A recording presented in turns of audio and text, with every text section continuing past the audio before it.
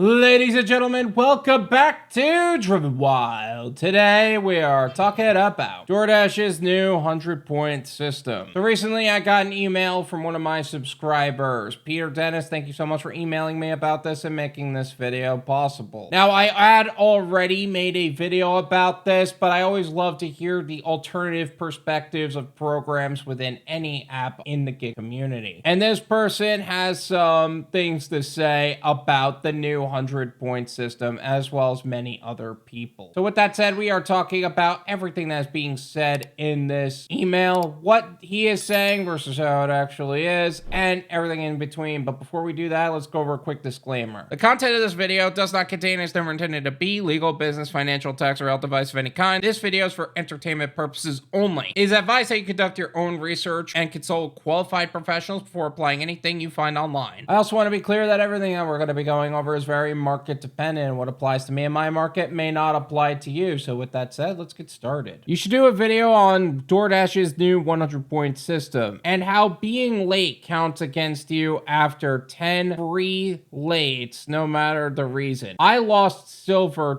twice because their expected delivery times are unrealistic. One of them gave me 10 minutes to drive 4.5 miles while having to wait to get on the road until traffic cleared, sit at a long red light, and enter a code to get into the subdivision. I was a minute or two late and lost silver. I called Doordash fuming. I'm collecting evidence for the inevitable lawsuit when this new rush to deliver so you don't get punished system causes a crash. First off, I made a video talking about the 100-point system as well. If you haven't seen that already, feel free to check that out. That's referred to as the overall Dasher rating. That said, the overall Dasher rating is comprised of all your ratings as opposed to just acceptance rate to what was the new Dasher reward system's new guidelines. It's more rounded, but now they're basing things on time rate that do seem unrealistic. Silver status is among the lower tiers, and he lost it because the new 100-point system is that garbage. Now, what he's talking about specifically is more about the on-time rate and how it affects the overall Dasher rating as opposed to the overall 100-point system. So I'm going to leave that video in the description as well about the on-time rating that they just revamped. It's going to be in the description. Feel free to check that out as well. And finally, on both of those points, valid, by the way, yeah, I do imagine that this is going to cause a crash. This has been an ongoing issue in a lot of states, and it's not just about on-time ratings or overall Dasher ratings. There is a rush that you feel about not getting extreme lightness violations. Now it's going to run even tighter because they need to stay on the higher programs just so that way you can sustain a living. How insane is that? How insane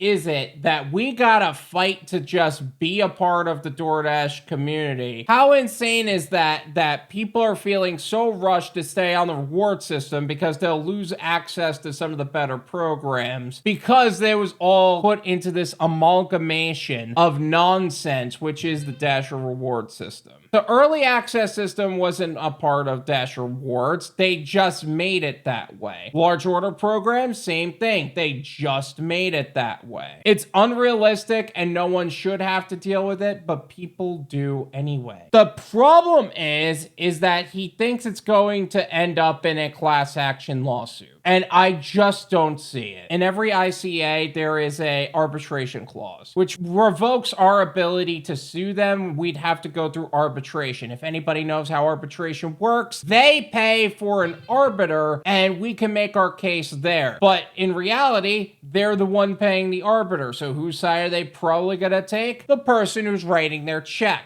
Maybe there's a little extra few bucks popped on there. Who knows? But either way, you're going to be SOL 99% of the time. That's why most lawyers wouldn't take arbitration cases. Also, if this ends up hitting a place like NYC, that's going to hurt drivers even more because the entire point about the fact that they turn it to an earn by time system because it's garbage, number one, and number two, there's no real reward for going faster. faster. There just isn't. So people don't rush. And because people don't rush, there is less people like breaking laws in order to get food delivered. Which is fine because that's a positive. But what's going to end up happening is now they're going to feel rushed again. They're not even going to make as much money because they just want to stay in the reward system. But that's so far beyond the control of most gig workers, it's unrealistic in every way. There's also been a problem with somebody that has been messaging me on Discord about this, and we're going to have a different interview with him. But he was saying he ended up teeter-tottering on the reward system for a while because there's only so much he could do. Like, what exactly are you expecting from us, DoorDash? Like, I totally understand how the overall rating system is supposed to make sure that people can maintain a high status on the platform even if their acceptance rate isn't high, but making the on-time rating so tight to where it basically means we're losing our overall platform status anyway, what the hell is that? Either way, I can't imagine this lasting forever, to be perfectly honest with you. That is why I would state that you should diversify your gig portfolio to remove your dependence from DoorDash so you're not upset about when these things happen. And you develop an exit strategy so that way you don't need DoorDash's money to survive, which is one of the things you can accomplish by being a part of the Driven Wyld Discord server. The Driven Wyld Discord community is exclusive for gig workers looking to expand their knowledge and expertise in their self-employment and entrepreneurial journeys. I partnered with high-level professionals to bring you some of the most exclusive benefits based on your personal needs as a gig worker. Exclusive professional opportunities and gig postings, more live streams with high-level professionals in our industry, educational systems designed to help you build your own dispatch company, as well as other scalable opportunities. Driven Wyld is also kicking off the Dispatching for Beginners course, and we are changing the game and transforming how businesses serve customers and how gig workers get more opportunities. So whether you're a gig worker looking for more opportunities to earn or an exit strategies because the gig economy is an income bridge, what would be a long-term goal and not the goal, and you would like to see something with more growth potential and scalability, there is something here for you. Check the link in the description and get started with making the most amount of money in the least amount of time and in the safest possible way. Also, if you guys want to email me about something else happening in the gig economy, my email is drivenwyld@gmail.com. Feel free to email me there, and who knows, maybe you'll get a shout out in a video as